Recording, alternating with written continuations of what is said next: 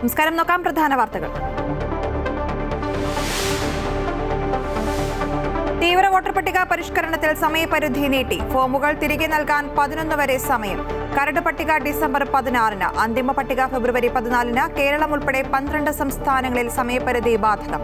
നടപടി SIR-മായി ബന്ധപ്പെട്ട ഹർജികൾ സുപ്രീംകോടതി പരിഗണിക്കാനിരിക്കെ.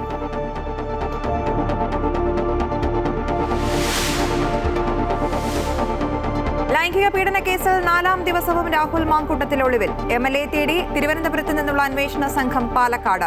ഫ്ളാറ്റിൽ വീണ്ടും വിശദമായ പരിശോധന നടത്തി SIT. യുവതി നൽകിയ മൊഴിയിൽ ഗുരുതര ആരോപണങ്ങൾ. ഭ്രൂണഹത്യ നടത്താൻ രാഹുൽ നൽകിയത് ജീവന് തന്നെ ഭീഷണിയാകുന്ന മരുന്നുകൾ. സൈബർ അധിക്ഷേപ പരാതിയിൽ രാഹുൽ ഈശ്വർ കസ്റ്റഡിയിൽ.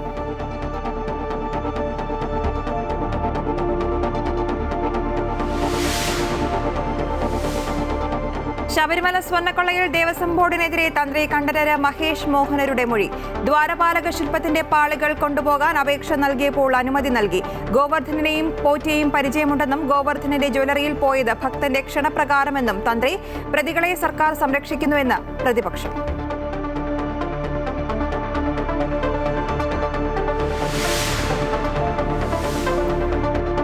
ദിവസത്തിലേറെ നീണ്ട മുനമ്പത്തെ റിലേ നിരാഹാര സമരം ഒരു വിഭാഗം അവസാനിപ്പിച്ചു. പുതിയ വേദിയിൽ സമരം തുടങ്ങി സമരസമിതിയിലെ വിമതർ. റവന്യൂ അവകാശങ്ങൾ പൂർണ്ണമായി പുനഃസ്ഥാപിക്കണമെന്ന മുനമ്പം സമരസമിതി. സർക്കാർ മുനമ്പം ജനതയ്ക്കൊപ്പമെന്ന് മന്ത്രിമാർ.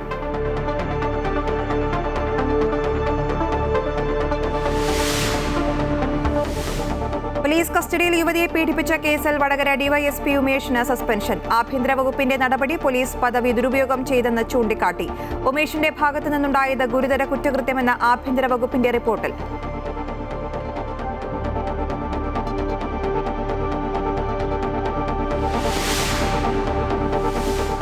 ഡിറ്റ്വ ചുഴലിക്കാറ്റിൽ തമിഴ്നാട്ടിലെ തീരദേശ മേഖലയിൽ കനത്ത മഴ. 3 മരണം. 2 ജില്ലകളിൽ റെഡ് അലർട്ട്. ചെന്നൈ ഉൾപ്പെടെ 7 ജില്ലകളിൽ ഓറഞ്ച് അലർട്ട്. നാഗപട്ടണത്തും മയിലാടും തുറയിലും വ്യാപക കൃഷിനാശം. ചെന്നൈയിൽ നിന്നുള്ള 47 വിമാന സർവീസുകൾ റദ്ദാക്കി. ശ്രീലങ്കയിൽ ഡിറ്റ്വ ചുഴലിക്കാറ്റിൽ മരണം 192.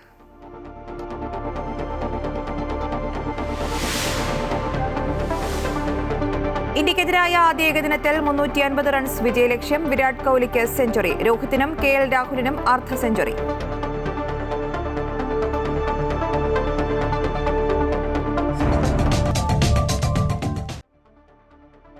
SIR-ൽ സമയപരിധി നീട്ടി തെരഞ്ഞെടുപ്പ് കമ്മീഷൻ. കേരളമടക്കമുള്ള 12 സംസ്ഥാനങ്ങളിലെ സമയപരിധിയാണ് നീട്ടിയത്. പുതിയ ഉത്തരവ് പ്രകാരം ഡിസംബർ 11 വരെ ഫോം വിതരണം ചെയ്യാം. ഡിസംബർ 16-ന് കരട് പട്ടികയും ഫെബ്രുവരി 16-ന് അന്തിമ പട്ടികയും പ്രസിദ്ധീകരിക്കും. കേരളം, തമിഴ്നാട് ഉൾപ്പെടെ 12 സംസ്ഥാനങ്ങളിലെ സമയപരിധിയാണ് നീട്ടിയത്. കരട് വോട്ടർ പട്ടിക ഡിസംബർ 16-ന് പ്രസിദ്ധീകരിക്കും. അന്തിമ വോട്ടർ പട്ടിക 2026 ഫെബ്രുവരി 14-നാണ് പുറത്തുവിടുക. പട്ടികയിൽ നിന്ന് വിട്ടുപോയ ആളുകളെ ഉൾക്കൊള്ളിക്കാൻ ഈ സമയം ഉപയോഗിക്കാമെന്നും മുഖ്യ തെരഞ്ഞെടുപ്പ് ഓഫീസർ രത്തൻ യു ഖേൽക്കർ പറഞ്ഞു. ഇലക്ഷൻ കമ്മീഷനുടെ നിർദ്ദേശം അനുസരിച്ചിട്ട് നിലവിലുള്ള ഷെഡ്യൂളിൻ്റെ ഒരു ആഴ്ച നീട്ടി നൽകിയിട്ടുണ്ട് എന്നുള്ളതാണ്. അതായത് എല്ലാ സ്റ്റെപ്സ് ഓഫ് എനുമറേഷൻ SIR-യുടെ എല്ലാ സ്റ്റെപ്സിലും ഒരു ആഴ്ച അഡീഷണൽ സമയം ലഭ്യമാക്കിയിട്ടുണ്ട്. കേരളത്തിൽ തദ്ദേശ തിരഞ്ഞെടുപ്പടക്കം നടക്കുന്നതിനിടെ SIR നടപടികൾ നീട്ടിവെക്കണമെന്ന് തുടക്കം മുതൽ തന്നെ രാഷ്ട്രീയ പാർട്ടികൾ ആവശ്യപ്പെട്ടിരുന്നു. ഡിസംബർ 9-നാണ് കേരളത്തിലെ തദ്ദേശ തെരഞ്ഞെടുപ്പിന്റെ ആദ്യഘട്ട വോട്ടെടുപ്പ്. വോട്ടെടുപ്പും കരട് പട്ടിക പ്രസിദ്ധീകരണവും ഒരേ ദിവസം വരുന്നതിലെ ആശങ്കയും രാഷ്ട്രീയ പാർട്ടികൾ അറിയിച്ചിരുന്നു. സമയപരിധി നീട്ടിയതോടെ BLO-മാർക്ക് ഫോം വിതരണത്തിനടക്കം ഒരാഴ്ച കൂടുതൽ സമയം ലഭിക്കും. ഫോം പൂരിപ്പിച്ച് നൽകുന്നതിന് വോട്ടർമാർക്കും പുതിയ തീരുമാനം ആശ്വാസമാകും. അമൃത ന്യൂസ്, തിരുവനന്തപുരം. പീഡനക്കേസിൽ ഒളിവിൽ പോയ രാഹുൽ മാങ്കൂട്ടത്തിൽ MLA-യുടെ പാലക്കാട്ടെ ഫ്ളാറ്റിൽ പ്രത്യേക അന്വേഷണ സംഘം പരിശോധന നടത്തി. ഫ്ളാറ്റിലെ CCTV ദൃശ്യങ്ങളടക്കം പോലീസ് ശേഖരിച്ചു. CCTV-യുടെ DVR-ന് ബാക്കപ്പ് കുറവായതിനാൽ പരാതിക്കാരി ഫ്ളാറ്റിലെത്തിയ ദിവസത്തെ ദൃശ്യങ്ങൾ ലഭിച്ചില്ലെന്നാണ് വിവരം. സാമൂഹ്യ മാധ്യമത്തിലൂടെ സൈബർ ആക്രമണം നടത്തിയവർക്കെതിരെയും യുവതി പരാതി നൽകിയിട്ടുണ്ട്. പാലക്കാട് SP അടക്കമുള്ള പോലീസ് സംഘമാണ് രാഹുലിന്റെ ഫ്ളാറ്റിൽ പരിശോധന നടത്തിയത്. രാഹുലിന്റെ ഓഫീസ് സ്റ്റാഫിൽ നിന്നും അന്വേഷണ സംഘം വിവരങ്ങൾ ശേഖരിച്ചു. CCTV-യുടെ DVR-ന് ബാക്കപ്പ് കുറവായതിനാൽ പരാതിക്കാരി ഫ്ളാറ്റിലെത്തിയ ദിവസത്തെ ദൃശ്യങ്ങൾ ലഭിച്ചില്ലെന്നാണ് വിവരം. ഫ്ളാറ്റിന് സമീപത്തെ കൂടുതൽ CCTV ദൃശ്യങ്ങൾ ശേഖരിക്കാനും SIT നീക്കം തുടങ്ങിയിട്ടുണ്ട്. പരാതിക്കാരിയുമായി പീഡനം നടന്ന ഫ്ളാറ്റിലെത്തി പോലീസ് മഹസർ രേഖപ്പെടുത്തിയിരുന്നു. കൂടുതൽ സാക്ഷികളുടെ മൊഴിയും രേഖപ്പെടുത്തും. ഗർഭഛിദ്രത്തിന് രാഹുലിന്റെ സുഹൃത്ത് നൽകിയത് ജീവൻ അപകടത്തിലാക്കുന്ന മരുന്നാണെന്ന് കണ്ടെത്തിയിട്ടുണ്ട്. ഭ്രൂണഹത്യയ്ക്ക് ശേഷം യുവതിക്കുണ്ടായത് ഗുരുതര ആരോഗ്യ പ്രശ്നങ്ങളാണെന്നും പോലീസിന് വിവരം ലഭിച്ചു. യുവതിയുടെ ആരോഗ്യനില മോശമായിരുന്നുവെന്ന് ഡോക്ടർമാരുടെ മൊഴിയിലുമുണ്ട്. മുൻകൂർ ജാമ്യാപേക്ഷ ബുധനാഴ്ച കോടതി പരിഗണിക്കാനിരിക്കെ രാഹുൽ മാങ്കൂട്ടത്തിലിനെ എത്രയും വേഗം അറസ്റ്റ് ചെയ്യാനുള്ള നീക്കത്തിലാണ് അന്വേഷണ സംഘം. മുൻകൂർ ജാമ്യാപേക്ഷ സമർപ്പിച്ചിരിക്കുന്നത് അറസ്റ്റിന് തടസ്സമില്ലെന്നാണ് വിലയിരുത്തൽ. അതിനിടെ സാമൂഹ്യ മാധ്യമങ്ങളിലൂടെ സൈബർ ആക്രമണം നടത്തിയവർക്കെതിരെ പരാതിക്കാരിയായ യുവതി പോലീസിൽ പരാതി നൽകിയിട്ടുണ്ട്. രാഹുൽ മാങ്കൂട്ടത്തിലിന്റെ അനുയായികളുടെ ഗ്രൂപ്പുകളിൽ നിന്ന് തുടർച്ചയായി സൈബർ ആക്രമണം ഉണ്ടാകുന്നതായാണ് റിപ്പോർട്ട്. അമൃത ന്യൂസ്, തിരുവനന്തപുരം. രാഹുൽ മാങ്കൂട്ടത്തിൽ വിഷയത്തിൽ ചോദ്യങ്ങൾക്ക് നേരെ ക്ഷുഭിതനായി പ്രതിപക്ഷ നേതാവ് വി ഡി സതീശൻ. രാഹുലിനെതിരെ പരാതി നൽകിയ യുവതിക്കെതിരെ കോൺഗ്രസ് സൈബർ ഹാൻഡിലുകളിലൂടെ നടത്തുന്ന ആക്രമണത്തെക്കുറിച്ച് ചോദിച്ചപ്പോഴാണ് പ്രതിപക്ഷ നേതാവ് ക്ഷുഭിതനായത്.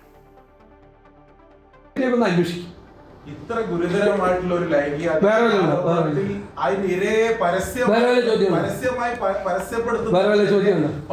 അവര് തന്നെ ചോദിച്ചുകൊണ്ടിരിക്കുക. ഇത് ഈ ഞാനിവിടെ ഗസ്റ്റ് ആയിട്ടാണ് വന്നിരിക്കുന്നത്. മീറ്റ് ദ പ്രസ്, മനസ്സിലായി. ഞാൻ നടത്തുന്ന പത്രസമ്മേളനങ്ങൾ തകർക്കാൻ വേണ്ടിയിട്ട് 4-5 പേര് വന്നിട്ട് സ്ഥിരമായിട്ടുള്ള പരിപാടിയാണ്. നിങ്ങൾ ആദ്യം പോയിട്ട് ധൈര്യം ഉണ്ടെങ്കിൽ ആ മുഖ്യമന്ത്രിയോട് ഒരു ചോദ്യം ചെയ്യും. ഏതെങ്കിലും ഒരു മാധ്യമ പ്രവർത്തകന് അദ്ദേഹത്തോട് ചോദ്യം ചോദിക്കാം. ശബരിമലയിലെ സ്വർണ്ണക്കൊള്ള തിരഞ്ഞെടുപ്പ് വിഷയത്തിൽ നിന്ന് മാറ്റാൻ കഴിയില്ലെന്നും കേരളത്തിലെ വനിതാ മാധ്യമ പ്രവർത്തകർ ഏറ്റവും കൂടുതൽ സൈബർ ആക്രമണം നേരിടുന്നത് CPM ഹാൻഡിലുകളിൽ നിന്നാണെന്നും പ്രതിപക്ഷ നേതാവ് പറഞ്ഞു. മാധ്യമങ്ങൾക്ക് മുഖ്യമന്ത്രിയോട് ചോദ്യങ്ങൾ ചോദിക്കുവാൻ മടിയാണെന്നും മുഖ്യമന്ത്രിയോട് ചോദിക്കുന്നത് സ്പോൺസേഡ് ചോദ്യങ്ങളാണെന്നും വി ഡി സതീശൻ കാസർഗോഡ് മീറ്റ് ദി പ്രസിൽ പറഞ്ഞു. ജയിലിൽ കിടക്കുന്നതിനെതിരെ നടപടിയെടുക്കില്ല എന്ന് പറഞ്ഞ പാർട്ടിയാണ് CPM. എന്നിട്ടാണ് ഇവന് വലിയ വർദ്ധനം പറയുന്നത്. മോഷണ കേസിൽ അയ്യപ്പന്റെ സ്വർണ്ണ അടിച്ചു മാറ്റി അവിടുത്തെ ദ്വാരപാലക ശില്പം കൊണ്ട് കോടീശ്വരന് വിറ്റ ഭൂലോക കള്ളന്മാർക്കെതിരെ നടപടിയെടുക്കില്ല എന്ന് പറയുന്ന പാർട്ടിയാണ്.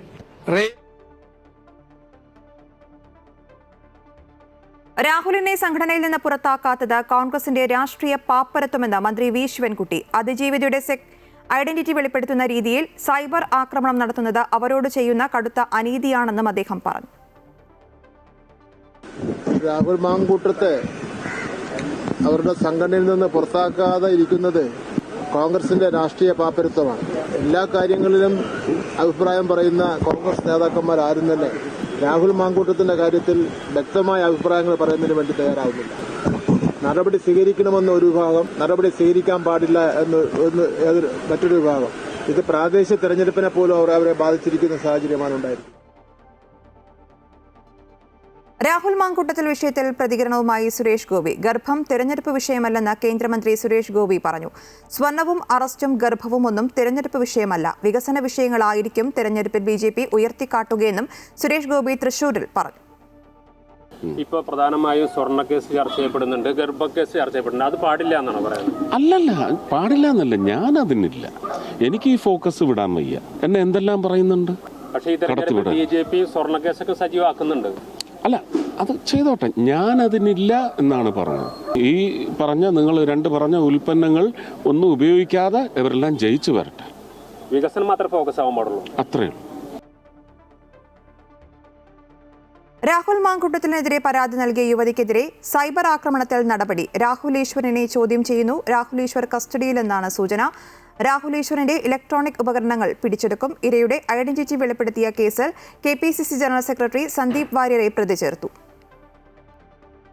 ആതിരയുണ്ട് വിവരങ്ങളുമായി. ആതിര, ഈ പരാതിക്കാരിക്കെതിരെ കടുത്ത സൈബർ ആക്രമണം നടക്കുന്നു എന്നുള്ള രീതിയിൽ പരാതി വന്നിരുന്നു. ഇപ്പോഴിതാ ഈ ഒരു സംഭവവുമായി ബന്ധപ്പെട്ട് രാഹുൽ ഈശ്വറിനെ കസ്റ്റഡിയിലെടുത്തിട്ടുണ്ട്, ചോദ്യം ചെയ്യുന്നു എന്നാണ് മനസ്സിലാക്കുന്നത്. എന്താണ് വിശദാംശങ്ങൾ?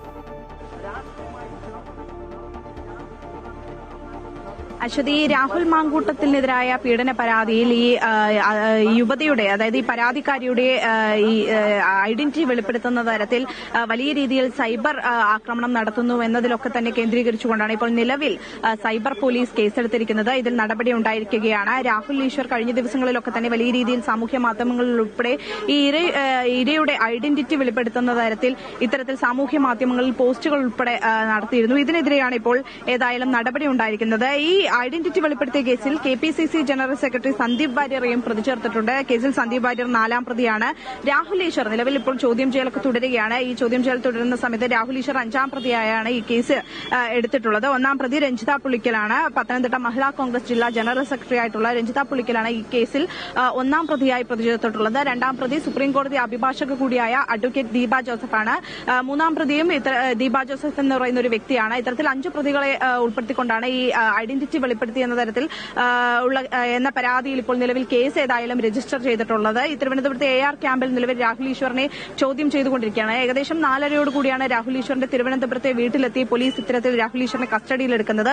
അതിനുശേഷം രാഹുൽ ഈശ്വറിന്റെ മൊബൈൽ ഫോണും ലാപ്ടോപ്പുകൾ ഉൾപ്പെടെ പോലീസിനെ ഏൽപ്പിക്കാൻ പറഞ്ഞിട്ടുണ്ടെങ്കിലും നിലവിൽ ഇത്തരത്തിൽ ഈ ഇലക്ട്രോണിക് ഗാഡ്ജറ്റുകളൊന്നും തന്നെ ഏൽപ്പിച്ചിട്ടില്ല എന്നാണ് അറിയാൻ സാധിക്കുന്നത്. പക്ഷേ രാഹുൽ ഈശ്വറിന്റെ കൈവശമുണ്ടായിരുന്ന ഫോൺ ഏതായാലും പോലീസ് കസ്റ്റഡിയിൽ എടുത്തിട്ടുണ്ട്. കഴിഞ്ഞ ദിവസങ്ങളിലൊക്കെ തന്നെ ഈ സാമൂഹ്യ മാധ്യമ സോഷ്യൽ മീഡിയയിലൂടെയൊക്കെ തന്നെ, അതായത് ഫേസ്ബുക്ക്, ഇൻസ്റ്റഗ്രാം വഴി ഇരയുടെ വ്യക്തിത്വം അല്ലെങ്കിൽ ഇരയുടെ ഐഡന്റിറ്റി വെളിപ്പെടുത്തുന്ന തരത്തിലുള്ള പോസ്റ്റുകളൊക്കെ തന്നെ രാഹുൽ ഈശ്വറും സന്ദീപ് വാര്യർ ഉൾപ്പെടെയുള്ളവർ പകർത്തിയിരുന്നു, ഇത്തരത്തിൽ പ്രചരിപ്പിച്ചിരുന്നു.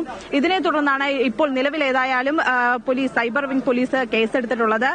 IT ആക്ട് പ്രകാരമുള്ള കേസാണ് നിലവിൽ രജിസ്റ്റർ ചെയ്തിട്ടുള്ളത് എന്നാണ് അറിയാൻ സാധിക്കുന്നത്. ഏതായാലും ഈ സുപ്രീം കോടതിയുടെ ഈ മാനദണ്ഡങ്ങളൊക്കെ തന്നെ ലംഘിച്ചുകൊണ്ടാണ് ഇത്തരത്തിൽ ഈ പരാതിക്കാരിയുടെ ഐഡന്റിറ്റി വെളിപ്പെടുത്തിയിരിക്കുന്നത്. അതുകൊണ്ട് തന്നെ നിലവിൽ ഏതായാലും ഈ ഒരുപക്ഷെ രാഹുൽ ഈശ്വറിന്റെ അറസ്റ്റിലേക്കൊക്കെ തന്നെ കടക്കാനുള്ള ഒരു സാധ്യതയും നിലവിൽ ഏതായാലും മുന്നിൽ കാണുന്നുണ്ട്. സന്ദീപ് വാര്യരുടെ ഉൾപ്പെടെ കസ്റ്റഡിയിലെടുക്കാനുള്ള ഒരു നീക്കവും അന്വേഷണ സംഘം നടത്തുന്നുണ്ട് എന്നാണ് അറിയാൻ സാധിക്കുന്നത്. നിലവിൽ ഏതായാലും രാഹുൽ ഈശ്വറിനെ നിലവിൽ ഈ AR ക്യാമ്പിൽ ചോദ്യം ചെയ്യൽ തുടരുകയാണ്.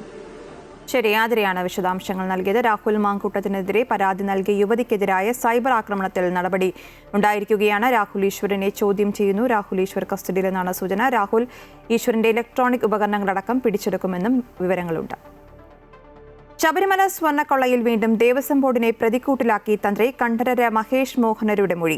ദ്വാരപാലക ശില്പത്തിലെ സ്വർണ്ണപ്പാളി അറ്റകുറ്റപ്പണിക്ക് അനുമതി നൽകിയത് തിരുവിതാംകൂർ ദേവസ്വം ബോർഡിന്റെ നിർദ്ദേശപ്രകാരമെന്നാണ് തന്ത്രി കണ്ഠരര് മഹേഷ് മോഹനര് SITക്ക് മൊഴി നൽകിയത്.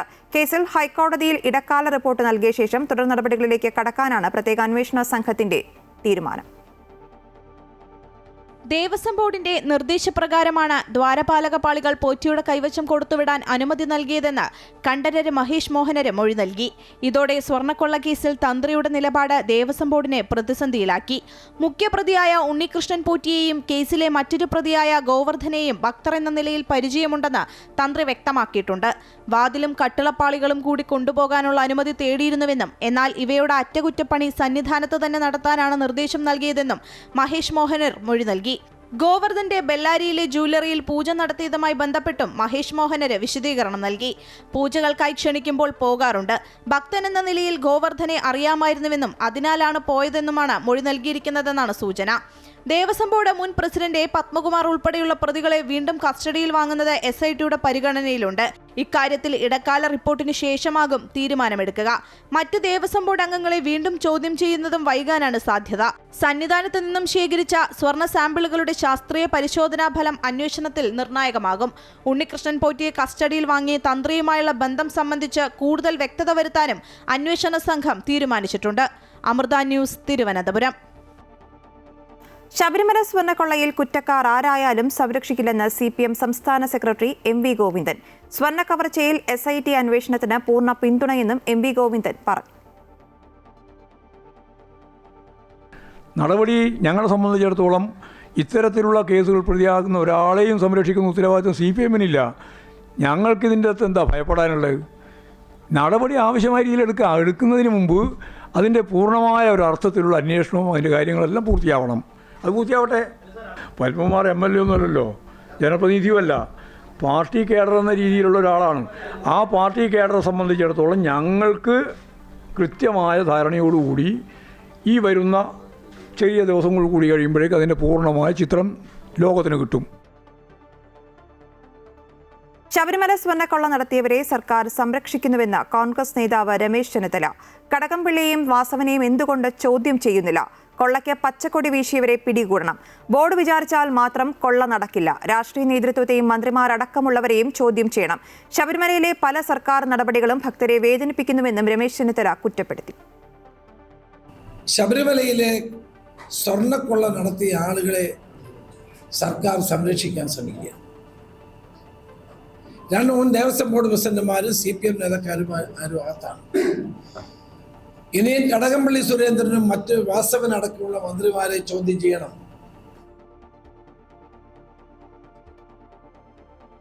മുനമ്പം ഭൂമിയുടെ റവന്യൂ അവകാശങ്ങൾ പുനഃസ്ഥാപിച്ചു കിട്ടാൻ നടത്തിവന്ന ഭൂസമരം താൽക്കാലികമായി അവസാനിപ്പിച്ചു.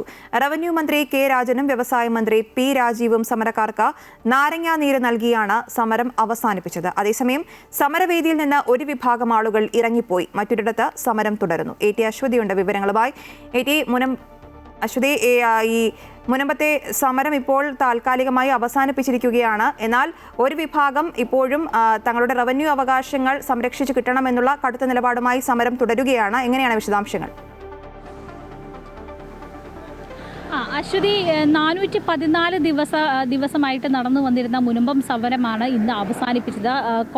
ഹൈക്കോടതിയുടെ ഉത്തരവുണ്ടായിരുന്നു. സർക്കാരിനോട് മുനമ്പം ഭൂമിയുടെ നികുതി വാങ്ങണം എന്ന ഒരു കാര്യമൊക്കെ ഹൈക്കോടതിയുടെ ഉത്തരവിലുണ്ടായിരുന്നു. ഈ ഒരു സാഹചര്യത്തിലാണ് താൽക്കാലികമായിട്ട് ഈ സമരം അവസാനിപ്പിക്കാനായിട്ട് ഭൂസംരക്ഷണ സമിതി തീരുമാനിച്ചത്. പക്ഷേ ഇതിൽ നിന്ന് ഒരു വിഭാഗം ഇറങ്ങിപ്പോവുകയാണ് ചെയ്തത്. അതായത് ഈ ഔദ്യോഗികമായിട്ട് ഈ സമരം അവസാനിപ്പിക്കുന്നു എന്ന പ്രഖ്യാപനം വരുന്നതിന് തൊട്ടു മുൻപാണ് ഈ സമരവേദിയിൽ നിന്ന് ഒരു വിഭാഗം ഇറങ്ങിപ്പോയത്. ഇതോടുകൂടി ഈ ഒരു സമരത്തിനുള്ളിൽ സമരക്കാർക്കിടയിൽ തന്നെ ഉള്ള വിഭാഗീയത മറനീക്കി പുറത്തു വരികയാണ് ചെയ്തത്. അവർ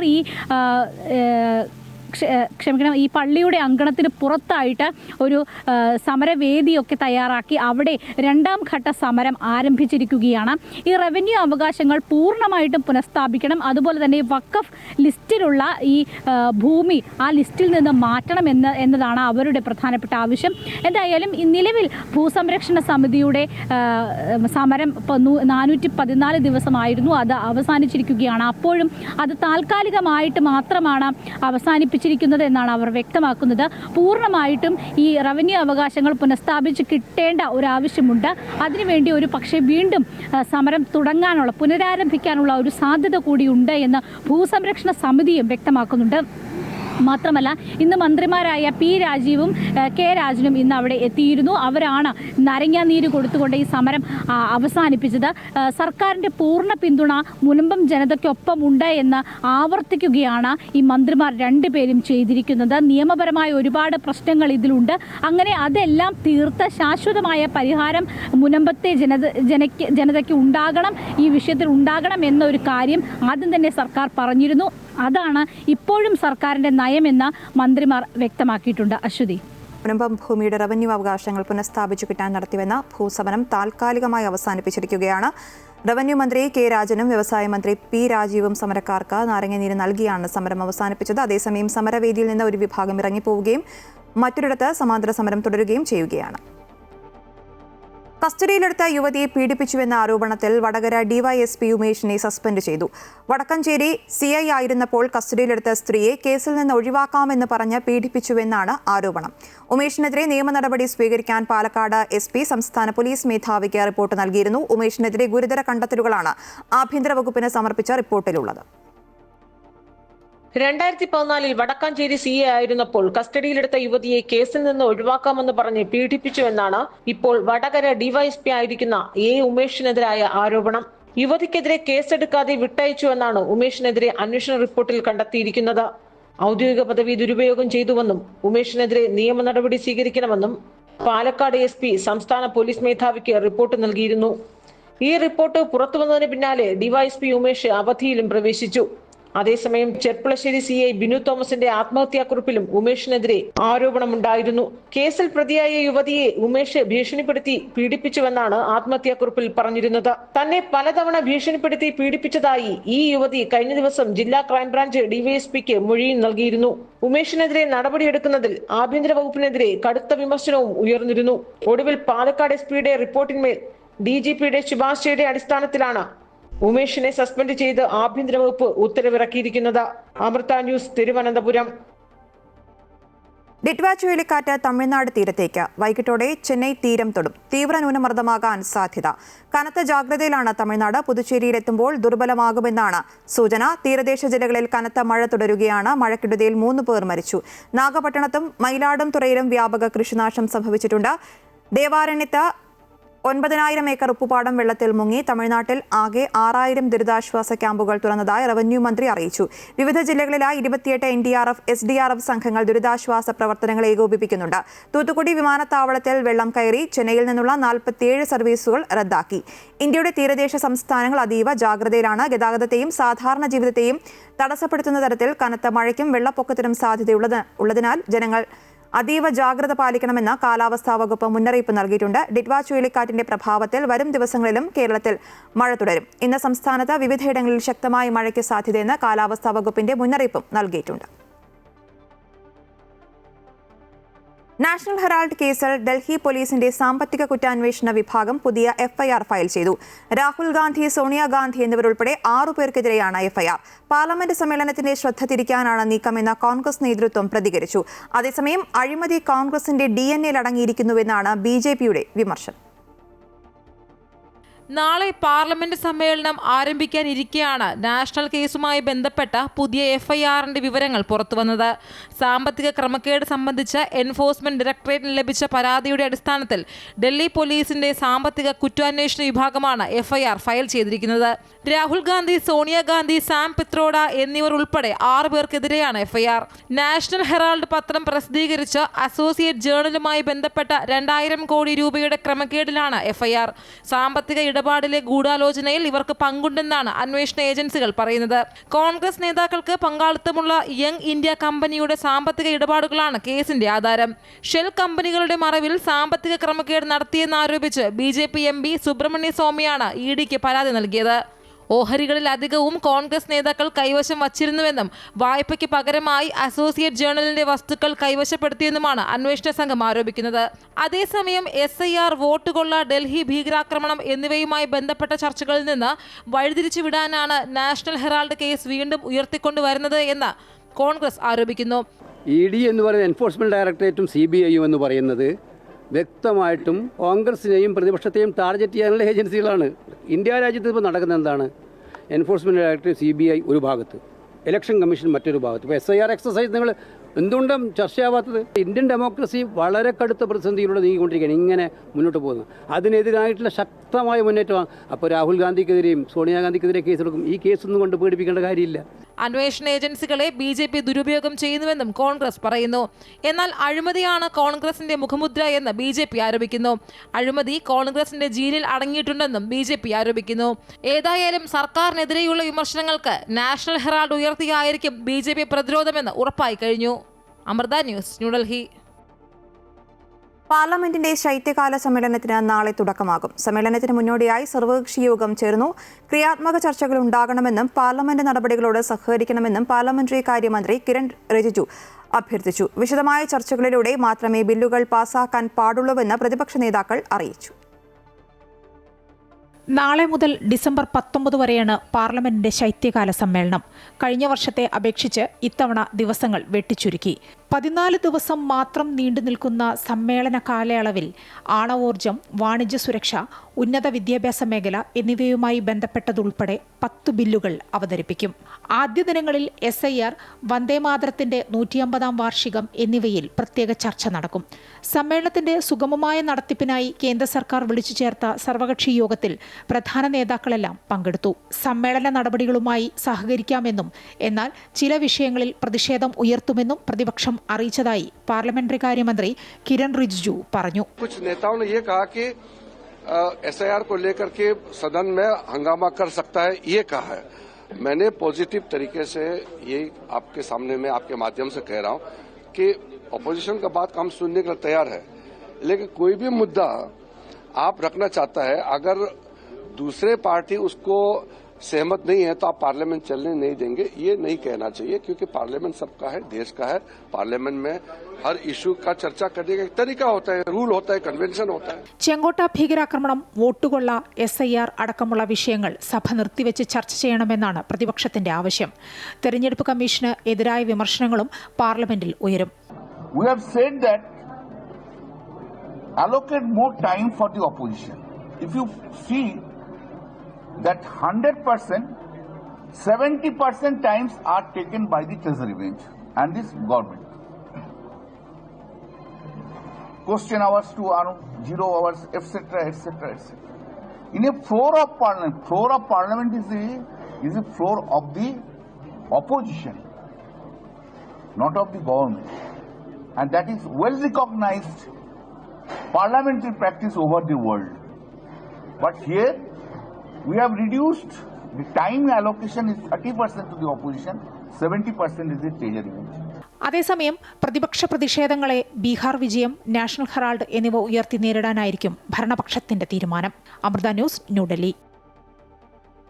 കർണാടകയിലെ മുഖ്യമന്ത്രി സ്ഥാനം സംബന്ധിച്ച് ഇനി കൂടുതൽ തർക്കങ്ങളുണ്ടാകില്ല. സിദ്ധരാമയ്യയും DK ശിവകുമാറും മുഖ്യമന്ത്രി സ്ഥാനം സംബന്ധിച്ച പരസ്യ പ്രതികരണം അവസാനിപ്പിച്ച പശ്ചാത്തലത്തിൽ പന്തിനി ഹൈക്കമാൻഡിന്റെ കോർട്ടിലാണ്.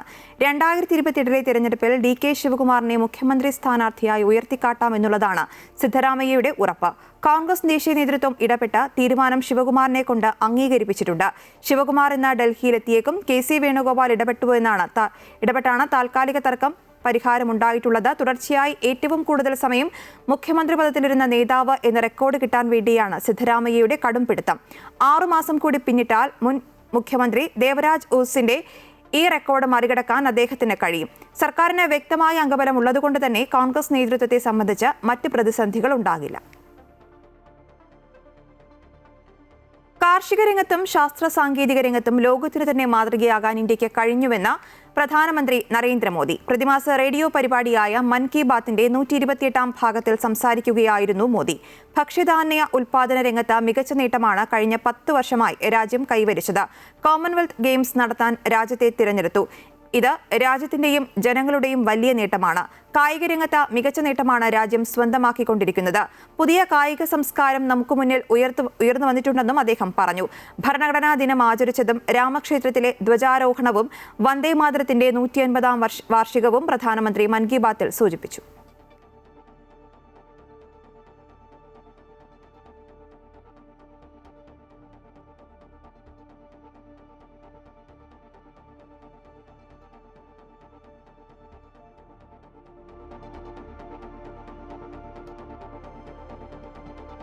ഇപ്പോൾ രാഹുൽ ഈശ്വറിന്റെ ഭാര്യ മാധ്യമങ്ങളെ കാണുകയാണ്. അതിലേക്ക് മനസ്സിലായി. ഇപ്പം എന്നോട് സത്യത്തിൽ ചോദിക്കുകയാണെങ്കിൽ ഈ കുട്ടി വർക്ക് ചെയ്യുന്ന സ്ഥാപനത്തിന്റെ പേര് സത്യമായിട്ടും എനിക്ക് അറിയത്തില്ല. അപ്പൊ ഇത് പറഞ്ഞ എന്നെ പോലുള്ള ആളുകൾക്ക് ചിലപ്പോൾ മനസ്സിലാവില്ല, ചിലർക്ക് മനസ്സിലാവുന്നവരുണ്ടാവും, ഇല്ലാത്തുണ്ട്. പക്ഷെ പേരോ ഐഡന്റിറ്റിയോ പറഞ്ഞാലല്ലേ കറക്റ്റായിട്ട് എല്ലാവർക്കും ഒരേ സ്വരത്തിൽ ഇന്ന് ആരെ കുറിച്ചാണ് പറയുന്നത് എന്നുള്ളത് പറയുള്ളൂ. ബാക്കി എന്ത് പറഞ്ഞാലും ആരെ കുറിച്ച് വേണമെങ്കിലും ആവാലോ. ആ സ്ഥാപനത്തിൽ വർക്ക് ചെയ്യുന്ന പല ആളുകളുണ്ടല്ലോ, ആരെ വേണമെങ്കിലും ആവാലോ. അപ്പം പേരോ ഐഡന്റിറ്റിയോ റിവീൽ ചെയ്യുന്നല്ലേ ഏറ്റവും വലിയ കുറ്റം. അത് ചെയ്തിട്ടില്ലല്ലോ. പേരോ ഐഡന്റിറ്റിയോ എന്നുള്ളതല്ല, ഈ അതിജീവിതയെ തിരിച്ചറിയാൻ സഹായിക്കുന്ന ഒരു വിവരവും പങ്കുവെക്കരുത് എന്നുള്ളതാണ്. അങ്ങനെയല്ലല്ലോ നിയമം. അതിജീവിത ജോലി ചെയ്യുന്ന സ്ഥാപനത്തിന്റെ പേര് പറഞ്ഞു എന്നുള്ളതാണ്. അത് വലിയ കുറ്റമല്ല. ഇതിപ്പോ ഏത് വീഡിയോയിലാണ് അങ്ങനെ പറഞ്ഞിട്ടുള്ളത്? ഡയറക്റ്റ് ആയിട്ട് അതിജീവിത വർക്ക് ചെയ്ത സ്ഥാപനത്തിന്റെ പേര് പറഞ്ഞിട്ടുണ്ടോ എന്നുള്ളത് നമ്മൾ നോക്കേണ്ടിയിരിക്കുന്നു. കാരണം ഈ FIR-നകത്ത് പറഞ്ഞിട്ടുള്ള പേരും ഐഡന്റിറ്റിയും റിവീൽ ചെയ്തു എന്ന് പറയുന്നത് തന്നെ വലിയൊരു കളവാണ്. അങ്ങനെ പറഞ്ഞിട്ടില്ല. അപ്പൊ പിന്നെ ഈ ഒരു സ്ഥാപനം വർക്ക് ചെയ്യുന്ന സ്ഥാപനത്തിന്റെ പേര് പറഞ്ഞു എന്നുള്ളതും നോക്കേണ്ടിയിരിക്കുന്നു. അത് ഡയറക്റ്റ് ആയിട്ട്. കാരണം നിയമം അറിയുന്ന ആളാണ് രാഹുൽ. രാഹുൽ ചേട്ടനെ കുറിച്ച് മാത്രമല്ല, അഡ്വക്കേറ്റ് സുപ്രീം കോടതി അഡ്വക്കേറ്റ് മാമിന് അഗേൻസ്റ്റ് ആയിട്ടും വന്നിട്ടുണ്ട്, സന്ദീപ് വാര്യർജിക്ക് അഗേൻസ്റ്റും വന്നിട്ടുണ്ട്. ഇവരെല്ലാവരും നിയമം അറിയുന്ന ആളുകളല്ലേ. അങ്ങനെ പോയി അറസ്റ്റ് ചെയ്യത്തക്ക രീതിയിലുള്ള കമന്റ്സ് അവരും പറയില്ലല്ലോ. അതുകൊണ്ട് അത് നമ്മളൊന്ന് പരിശോധിച്ചിട്ട് വേണം അത് എടുക്കാൻ. സത്യമാണോ എന്നുള്ളത് നമ്മളൊന്ന് നോക്കിയിട്ട് വേണം അത് എടുക്കാൻ. ഇത് ചാനൽ ചർച്ചകളിൽ അങ്ങനെ പറഞ്ഞിട്ടുണ്ട് എന്നുള്ളത് സത്യമാണ്.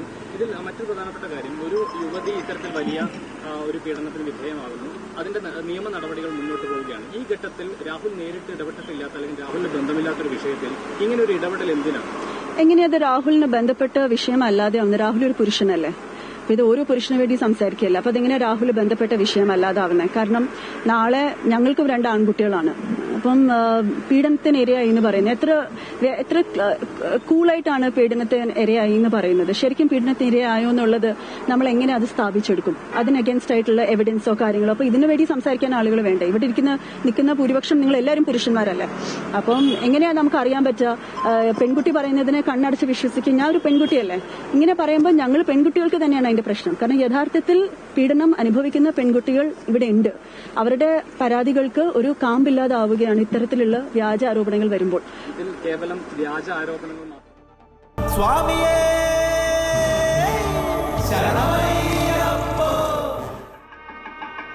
ഇപ്പോൾ ശബരിമലയിൽ ദീപാരാധനയുടെ സമയമാണ്. തത്സമയത്തിലേക്ക്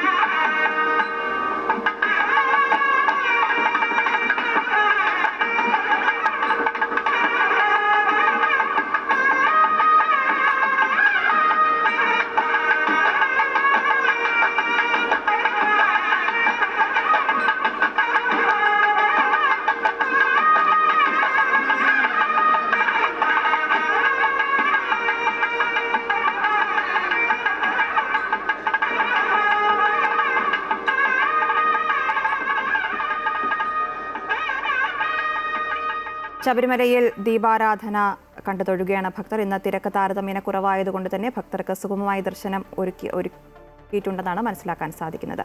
മറ്റു വാർത്തകൾ നോക്കാം. തമിഴ്നാട് ശിവഗംഗ കാരക്കുടിയിൽ സർക്കാർ ബസ്സുകൾ കൂട്ടിയിടിച്ച് 12 പേർ മരിച്ചു. അപകടത്തിൽ 40-ലേറെ പേർക്ക് പരിക്കേറ്റു. 2 ബസ്സുകളിലും ഉണ്ടായിരുന്ന ആളുകളാണ് മരിച്ചത്. ഇടിയുടെ ആഘാതത്തിൽ ഒരു ബസ് പൂർണ്ണമായും തകർന്നു. മരണസംഖ്യ ഇനിയും ഉയരാൻ സാധ്യതയുണ്ടെന്നാണ് റിപ്പോർട്ട്. ബസ്സുകളുടെ അമിത വേഗതയാണ് അപകടത്തിന് കാരണമെന്നാണ് വിവരം. സർക്കാർ ബസ്സുകളാണ് അപകടത്തിൽപ്പെട്ടത്.